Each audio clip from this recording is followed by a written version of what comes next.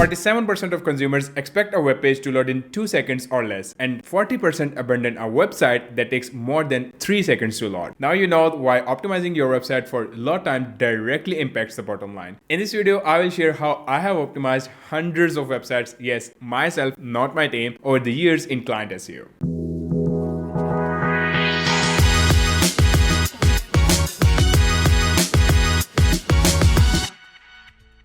I promise, I will share all the methods or approaches that are way better than installing WP Rocket and calling it an optimized website. There are almost 10 to 12 steps involved in speed optimization, depending on the type of hosting and other factors, but I will try my best to lay down a roadmap that can serve scenarios that occur in most cases. First, check if the website has Cloudflare setup using this tool. If not, it takes a couple of minutes to do so. The benefits of Cloudflare are out of the scope of this video, but I highly recommend you doing so because we will be using its API later on. The free version works just fine. Oh my god! After that, before you even press a button, go ahead and take a backup of your website. There are two approaches. Manual. This means the data will be downloaded locally on your computer using cPanel. This approach is highly recommended as the backup is placed outside your server. Number two, using a plugin such as Updraft Plus. However, this is not a recommended approach because the free version does not include all tables unless they are a part of WordPress core. I will add the link to my friend's post in the description, so if you want to know more why I recommended the manual backups. So to start optimizing the website, first of all, check the website's performance. This means the website's current state when it comes to load times. I use two tools and both are free. Number one is Google PageSpeed Insights and number two is GTmetrix. You can opt for a paid account with GTmetrix, but free one will work just perfect. Now enter your website in both tools and they will give you insights on CLS, FCP and other speed metrics. PSI will show the overall performance score. However, how the score is calculated is out of the scope of this video, but this generally gives you an idea where your website lies in terms of performance. I don't care about the scores at all and make them green forcefully. Rather, I focus on solving the errors and warnings as pointed out under the diagnostic tab. There are 30 errors in total which differ from website to website. So if I were to explain each of them with their solution, this could be a 2-hour long video. But the steps we will follow later will fix most of them. Now I can follow along and feel invested.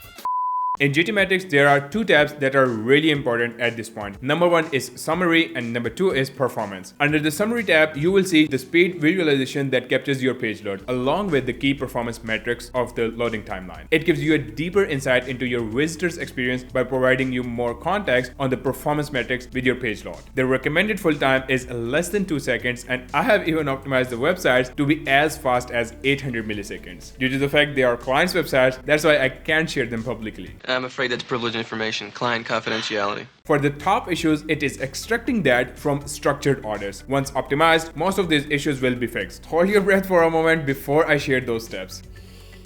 One of the most important sections in summary is page details. These graphs break down your page content by request type and size. Hover over a segment to see the additional information on that request type so that you can understand if your page is heavy on JavaScript, images, videos, etc. Unless it's a page that requires tons of images, such as a landing page optimized for Facebook ads, we aim to keep it under 1 MB. This example page is heavily on JavaScript, mainly because the website uses Elementor as a page builder. The reason I hate Elementor. So for all of my personal SEO projects, we don't use Divi or Elementor at all. Instead, we opt for Cadence. It's highly optimized for page speed. Now, if you have to use Elementor, then make sure you optimize the layout for the best performance. And here is the pro tip. Some plugins such as Elementor have options for speed optimization settings. If you're using Elementor, go to the settings and open Experiment tab. And please don't activate or deactivate all of them at once. Do it one by one and keep checking if there is anything wrong on the front end. If you already have a cache plugin installed, flush the cache first and then check. Before we move to the next step, each time you make changes moving forward, check the website to see if everything is okay. If the website under consideration has high traffic, let's say 2000 per day, then set up a staging website and follow the steps I'm sharing so that if anything breaks up, you don't panic because it's not the main website. And modern problems require modern solutions. Alright, after checking the performance scores on both tools, you now know the issues with that website. The next step in our process is to optimize the backend before we do heavy lifting on the front end. Now, log into your cPanel from your hosting dashboard, or if you're working for a client, you should ask them for the credentials. Search for select PHP version and then upgrade the PHP version to the latest. You must be seeing some PHP extensions in the same tab. Go ahead and check if these currently on-screen extensions are enabled. You may pause the video as well. Some extensions might be enabled already already, just check which ones aren't and enable or disable them accordingly. In short, these must be enabled and rest aren't. Right beside the extensions tab, you can see the options tab there. Open it and make sure the settings currently displayed on the screen are as is. For the settings that are not as displayed, change those settings and adjust accordingly. Now, an important consideration with this setting is that your post max size should be larger than upload max file size and smaller than memory limit. This means that when you set up your post max size values as I shared earlier, they should be larger than the upload max file size, and that same value should be smaller than the memory limit. Now go back to the website and refresh it just to make sure everything is in place. If something bad happens, the website is broken or you can't access the backend, just redo the steps and change the PHP version to where it was. Now we will optimize our database by cleaning extra tables that are not in use and then converting the database from MyISAM to InnoDB engine if applicable. The latter is fast, so we should convert. We can always back things up if we mess up. That's the beauty of taking the backup first. Now, clear warning, whenever working with databases, it's very risky. So if you don't know what you're doing, seek help from developer. Handle with care. Now install the Litespeed cache plugin by Litespeed Technologies. Once the plugin is installed, open the database settings from the plugins options. Scroll down to see a section titled Database Table Engine Converter. Now convert each of those database tables from MyISAM to InnoDB and delete this plugin once done. The number one rule to optimize WordPress-based websites is to use as few plugins as possible and as much as necessary.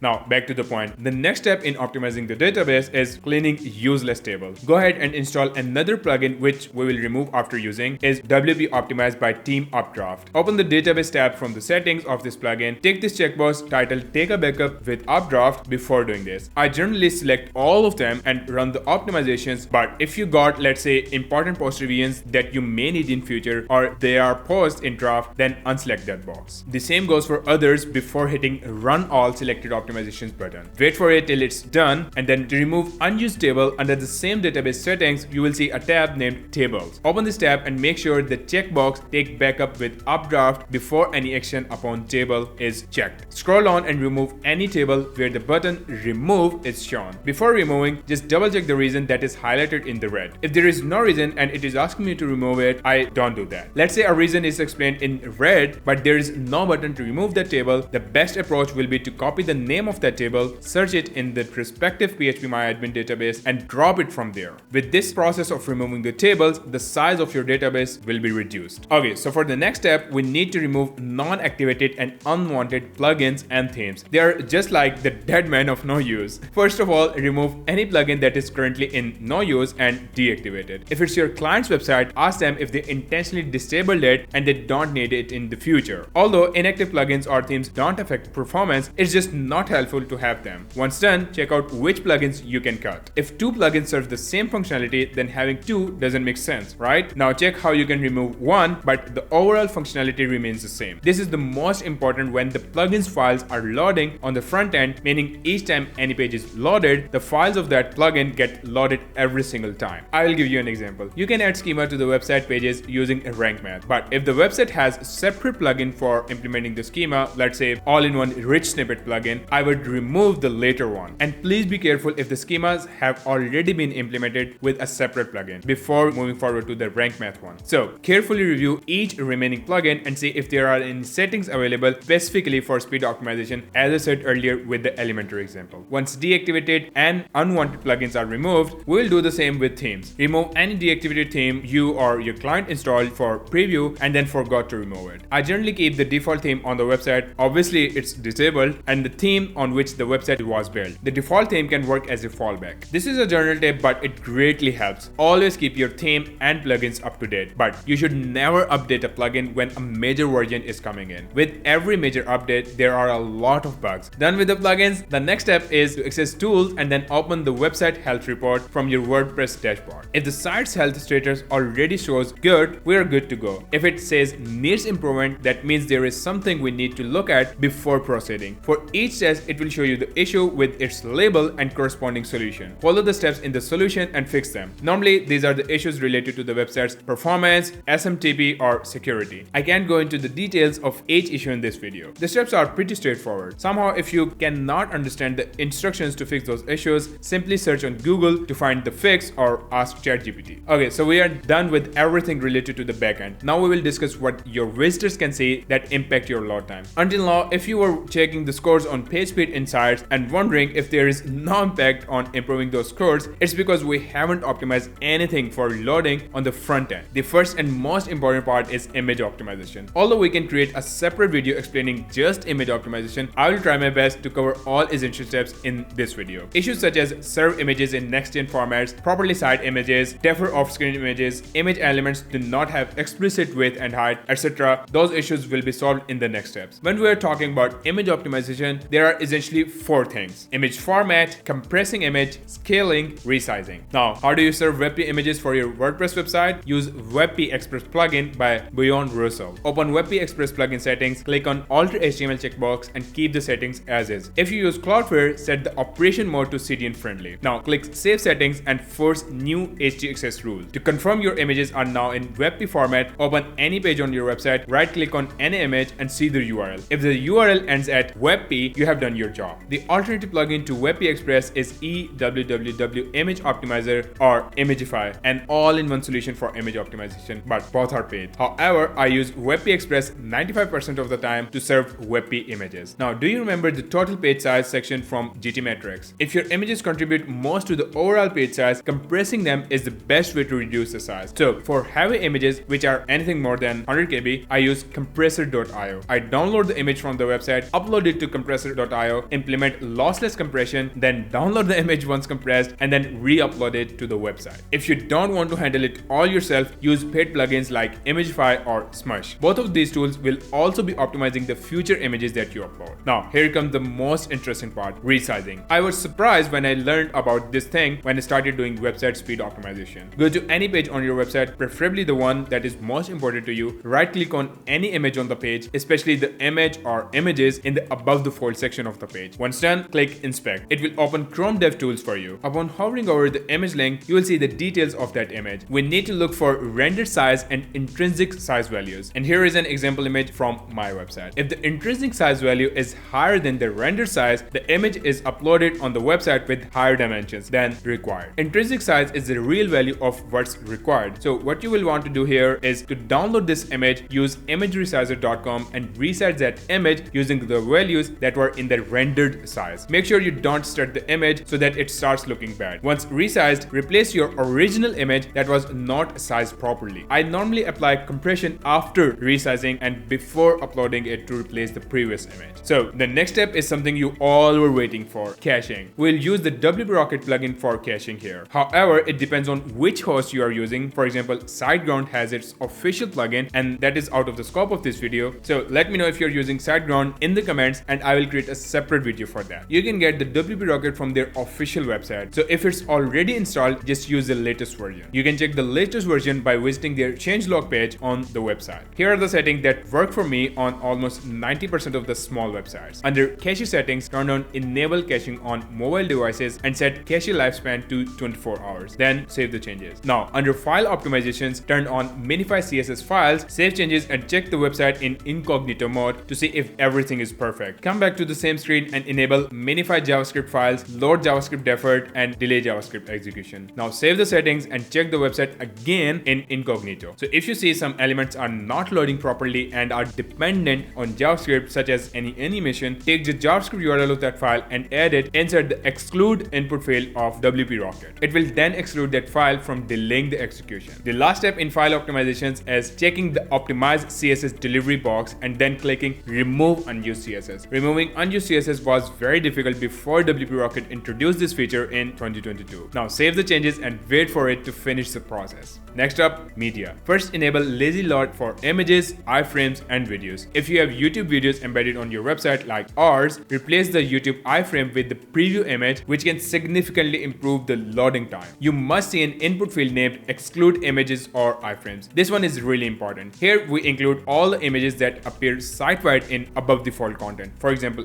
website logo. So go ahead and copy the URL of the logo, provided your logo is an image. Then paste that URL into this field. We don't want those images to load with a delay, as it will cause an issue with cumulative layout shift, aka CLS. As a last setting, take the add missing image dimensions checkbox and save settings. To confirm if we successfully implemented lazy load, inspect any image on your website and check for any lazy load class added. If not, clear the cache and check again. Under preload settings, I activate preloading checkbox if the hosting is good enough. So for prefetch DNS requests, some people have a list of domains that they exclude from every website. That's not a good approach. You should only be prefetching those domains that are used by your website, right? So to find those domains, open the waterfall tab in GTmetrix report. You will see a bunch of URLs with their status, domain, size, and timeline. Sort the domain column. Now look for the domains other than yours. Copy all the domains, I said domains, not the URLs, in a separate notepad. Once finished, go back to the WP Rocket settings and paste them inside the prefetch DNS request input field. Now you will see a subsection named fonts in the same waterfall tab. Open that report and sort by domains again. This time you will want to copy the URLs. The emphasis is on the URLs of the fonts where your domain is mentioned. So we are finding the fonts that are locally hosted on your website. Finally, save the changes. Before I move to the next step, if you have any images, CSS files, or JS scripts that you want to preload on page level, not site-wide, install header and footer scripts plugin or a similar plugin that allows you to inject code in the header of the page. Copy the URL of the image, think featured image or above default images, CSS or JavaScript files as needed to preload, and use these code lines as displayed on the screen. Now make sure to replace the highlighted part in that code with your URL. Paste that line of code into the head and save changes. If you are still confused, you can seek help from a developer or ask me in the comment section. Under advanced rules, you don't want to mess up with these settings unless required. So leave it as is and move to the database settings. These settings are the same as we did with the WP Optimize, but WP Rocket doesn't allow you to remove inactive tables. So check all the boxes and schedule automatic cleanup at weekly frequency. Then click Save Changes and Optimize. It won't take time because we already optimized our database earlier. Keep the heartbeat settings as is. You don't need to change that. Now, under add-ons, one important settings is Cloudflare. This was one of the reasons I asked you to configure Cloudflare first before optimization. As soon as you enable that add-on, it will show you a button to enable and modify options. You will need three things to put here: global API key, account email, that is your Cloudflare email, and then zone ID. Log into your Cloudflare account and open this URL. Click the view button before global API key. It will ask you to provide password again. After entering your password, it will show you the API key to copy. Paste this key in the respective field in WP Rocket. To find the zone ID, it's under the overview section of your Cloudflare dashboard. Turn on optimal settings under the Cloudflare settings and hit Save Changes button. Now, the next tip I'm going to share will greatly impact your website speed. I said will, not can. Cloudflare Super Cache. Install and activate a free plugin named WP Cloudflare Super Cache. Now, you have a global API key using the steps I told you earlier. Enter that global API key in the plugin setting homepage and then email used in your Cloudflare account. After updating the settings, it will ask you to select the domain. Select the domain in consideration from the drop-down. As a third and last step, enable the page caching. After that, it will show you the cache actions. Test the cache once to see if everything is working properly. Now, go to the advanced tab, then click on preload cache button. Lastly, check if caching is working properly. Open your website in incognito, right click and open Chrome DevTools by clicking inspect. Open the networks tab, reload the website, and it will show you a waterfall report. Click on the website's name at the top of these rows. Now under the headers tab, you should see CF cache status is hit. Do the same in your admin dashboard, aka while logged in, and check the headers. CF cache status should show bypassed because you don't want your admin panel to be cached. One important thing that I should highlight here is that I always get really good results with simple yet free plugin without using WP Rocket for page caching, because you shouldn't be using two plugins to serve the same purpose, that is caching. So if you're using the Super Cache plugin, you must not use WP Rocket for caching purposes. If it conflicts with the settings of any plugins you have, head over to the FAQ tab in the plugin settings and follow the instructions. Finally, we are done with the caching part. Finally, inner peace. If you are confused about any step, please rewatch the video or leave a comment and I will reply. After each optimization step, clear the cache and open the website in Chrome's incognito mode. If there is any element missing or the website is not loading properly, go ahead and open Chrome DevTools, and under that check out the Errors tab. Here you will find the error causing that issue. It depends on your issue, as I don't know what type of website you are working on, let it be e-commerce, local or whatever, and which page builder you are using. Ask ChatGPT for help to resolve those errors for you. You shouldn't be worried about the warnings, just focus on fixing the errors first. I hope so after this step you have optimized your website properly and scores are turned green now. Although I don't care about the scores, but clients do. The client is always right.